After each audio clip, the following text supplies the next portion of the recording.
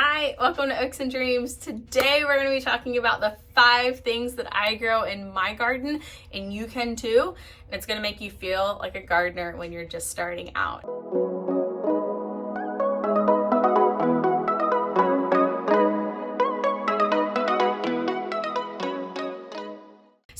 So many of us, including myself, we start with tomatoes and peppers. I don't know why, it's just this like ultimate crop that we do. You go to the big box stores and they have tomatoes and peppers galore, and that's like the ultimate, if I can grow this, I can grow anything kind of thing. But then by the time the heat hits, they die off, or they get powdery mildew, or all the things that can go wrong with tomatoes especially, and suddenly you're like, I fail at gardening, and then that's the end of your season. So today we're going to talk about the 5 things that I love to grow in my garden that I find fairly simple in this climate, and can really get you into gardening and continue that whole trend that you want to be able to garden. So first thing we're going to start off with is the one that's near and dear to me. I've grown it for several years and you see it in a lot of my videos, and that is carrots. So carrots are very simple to grow. These are going to be something that you're not going to grow in the dead of heat. So it's going to be kind of like when there's not a lot in your garden, you can kind of look over and still see your carrots and feel like you're doing something. So carrots, I will typically throw these in the dirt in January or October for zone 9A. And if you grow them in the spring, so the January time frame, by the time summer hits, you're going to see that they will go to flower. Your option is that you can either pick it before then, or you can simply let it go to flower and it will produce more seeds to then drop, and then it's kind of like a continuation of the crop. Or you can pull it if you don't want carrots to grow there anymore. But carrot seeds you will find are super, super tiny. You can't really pluck them out, and there's really no need to until they start to grow a little bit. So you want to make sure that you have sandy, loose soil. If you have dense soil, when you go to water it, if it compacts down, you're not going to have that big carrot that you want. So it really loves the natural soil that's here, but if you're in a raised bed like I am and you don't have that natural soil, you can add sand to it. There's some other things that you can add, like vermiculite, coconut coir, that is going to give you that loose soil. It's a little bit more pricier than sand, so sand is usually the best option. But it will help it not to compact down so you can get the bigger carrot. Also, you want to think about the depth of your raised bed. If you're using a shallow bed, you're not, again, going to get that deep carrot. So you just want to lay flat soil. You don't worry about making any kind of holes for these seeds, and you're just going to spread them out. Put a little bit of sand on top. And then as they start to grow and they get to be about 2 to 3 inches or so in height, you're going to start to thin them out, and you're going to take away the smaller ones around the larger one that has germinated and go ahead and toss them in your compost. So carrots are a fun thing to grow. The kids love picking them, and especially the colorful ones, because you never kind of know what you're going to get until you pull it. I have found that all varieties have done pretty well in this climate. I don't have one that I really don't like. So carrots is my first choice if you are starting off a garden and looking for something to throw down for seeds. On to number 2. These are my beans. So we have 2 different varieties here. We have bush beans and pole beans. Either way, all of them are direct sow into the ground. Some of them you do have to soak in water overnight to get them plumped up before they start to germinate, but for the most part they are direct sow. A lot of beans will thrive in the heat, so these are ones that I will place out after the last frost and kind of let them grow. So when July and August hit and there's not a lot growing in your garden because the heat has overtaken some of it, you'll find that you can still get some beans and it still makes you feel like you're doing something. So the different varieties, your bush beans, those are going to create that bush. You really don't need anything for them to trellis on. They're just going to be on their own. And then you have the pole beans. Those are the ones that you're going to trellis. They are super easy to trellis, so especially if you want that big arch looking trellis that you can have in the garden with the cattle panel, pole beans are where it's at. My favorite in particular is the Thai Soldier Long Bean. This one you will find will grow the entire summer, and when nothing else is growing, you will have these. So this is the type of bean that it grows maybe 8-10 inches long. and you will plant it. You'll pull it. I pull them pretty young. I think you can wait till they grow a little bit more, but I pull them pretty young and cut them just like a green bean, and they're pretty tasty. So those are the green beans. So with the bush bean variety, so the one that I commonly grow are black beans, and you will see the bush start to form. You'll see the pods grow. You let the pods hang on the plant. You're not gonna pick them until the pods start to turn gray and look like they're dying off. That's when you can pick them, and you'll have the beans inside. You open up the pods, let the beans dry out really well, and that's how you're gonna get the black beans that are in there. So depending on when you grow, what type of bean you're looking for, green bean or a actual bean, it depends on the variety that you want. So whether you want a bean or a green bean. So a lot of the plants that so you have the traditional green bean,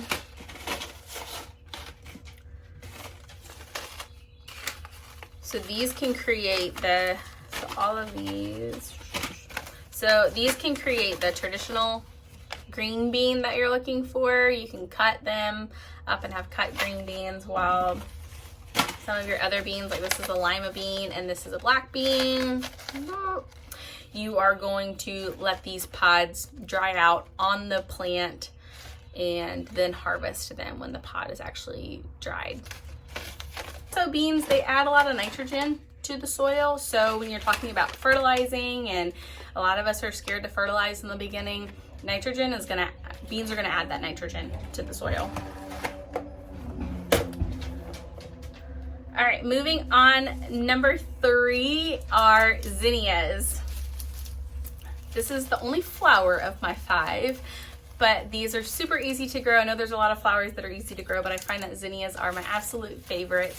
And they are a cut and come again crop. So you will direct sow them after the last frost, and they come up in so many different colors.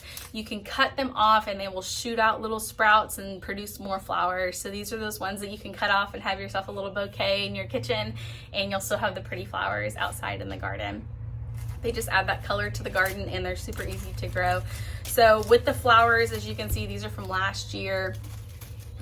You can let the flowers die off, and they will create the seeds again. So these are zinnia seeds, and I can regrow them again. So all you're doing is you're letting that flower die off. I don't have all the petals out, and then you just kind of throw it out, and the seeds will generally fall. You can see which ones are seeds and which ones are petals, and then you just sow them again, and then you have zinnias again the next year.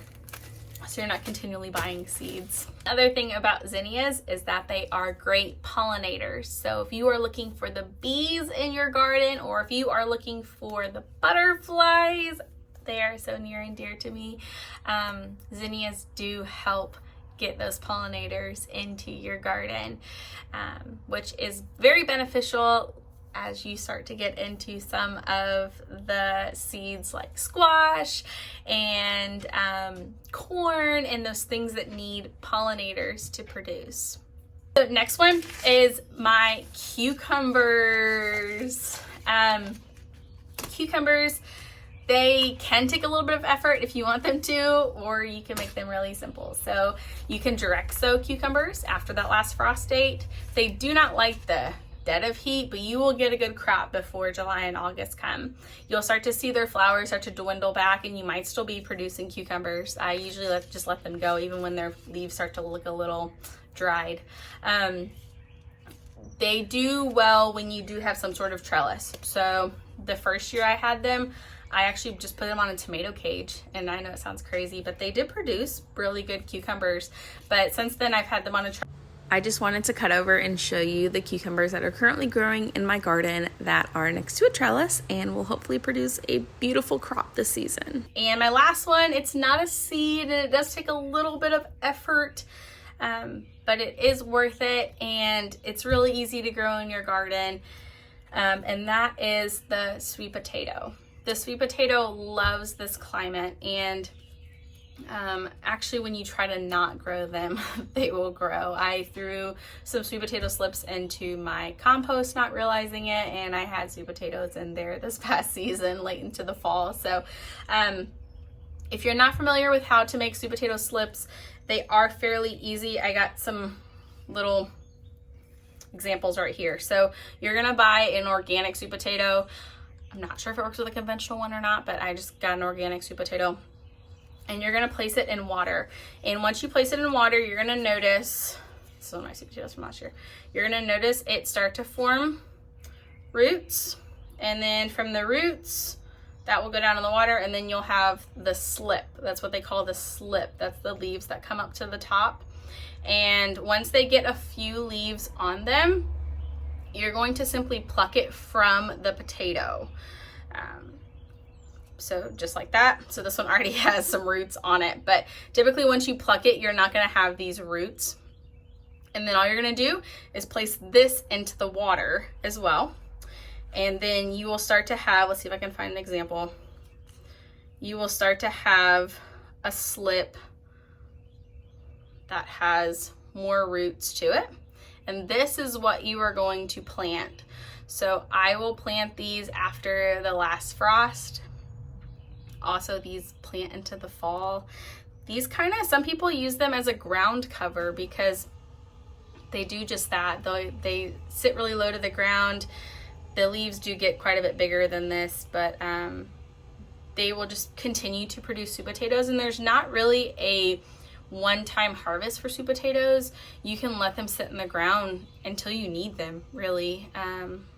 They're okay in the ground, so they don't really change their texture very much. They will continue to grow, and you can just have them kind of grow year-round if you wanted them to, but they do take a lot of space. So unless you are really good at trimming them back and putting them specifically where you want them or keeping them in a raised bed to themselves, they will also grow out of the raised bed if you don't keep them trimmed. So just keep in mind that they can go a little wild, but you will have sweet potatoes. And when you feel like there's nothing else growing in your garden, you can pull up some sweet potatoes and it feels pretty good. Okay, so now we talked about the 5 things that I love to grow in the garden that are fairly simple. Now we're going to talk about fertilizing them. So fertilizing can be kind of a scary thing, but I'm going to tell you what I do for the 5 things I've just shown you, and I've generally had great success. So I will fertilize once or twice a week. No, scratch that. I will fertilize every 1 to 2 weeks. I said that backwards. And I use every time a fish fertilizer. This stuff stinks. It's a liquid fertilizer, so you'll add it to the watering can that you use. And I have found with fish fertilizers, this is the Alaska brand and this is the Neptune brand, that I have yet to burn any of my crops. I hope I don't burn them now that I say that, but I have yet to burn them. So it's a fairly gentle fertilizer, and I find that they do like it. I will fertilize also my seedlings that you see behind me with the same stuff. So as you can see, seedlings are very gentle, and I will still fertilize them with the fish fertilizer, and it adds nitrogen to the soil, and it just does great things for them. So this is a very common fertilizer that you will see in gardens, and it does really well. Thank you for coming today, and please look forward to my next videos as I share what I have learned in the garden. Bye.